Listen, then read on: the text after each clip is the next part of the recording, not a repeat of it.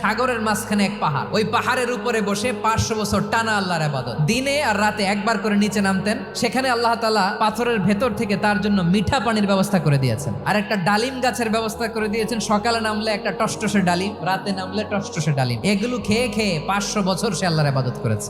আল্লাহর দরবারে কিয়ামতের কঠিন ময়দানে যখন লোকটা হাজির হয়ে যাবে, আল্লাহ বলবেন 500 বছর ইবাদত করছে তো আমার দয়ায় আমার বান্দারে জান্নাত দাও। এই বান্দা বলে বালবি আমালি, আল্লাহ তোমার দয়া লাগবে কেন? আমি আমার আমল দিয়ে জান্নাতে যেতে চাই। আল্লাহ বলবেন তাই, ঠিক আছে, তোমার 500 বছরের ইবাদত এক পাল্লায় রাখো। আর আল্লাহ বললেন আমি যে দয়া করে সৌন্দর্য দেখার জন্য তোমার দুটা চোখ দিয়েছিলাম, দুটা নয়, একটা চোখ আরেক পাল্লায় রাখো। রাখা হবে, দেখা যাবে ওই 500 বছরের ইবাদত হালকা হয়েছে, আর মুহূর্তের মধ্যে আল্লাহর দেয়া একটা চোখের নেয়ামত ভারী হয়ে গিয়েছে। ফলাফল দেখো, হিসাব বলে তুমি এখন জাহান্নামে যাবা, যাও এবার জাহান্নামে যাও। এবার লোকটা কাচুমাচু করে বলে আল্লাহ এবার আমি বুঝতে পেরেছি তোমার দয়া ছাড়া দুনিয়ায় কেউ জান্নাতে যেতে পারবে না।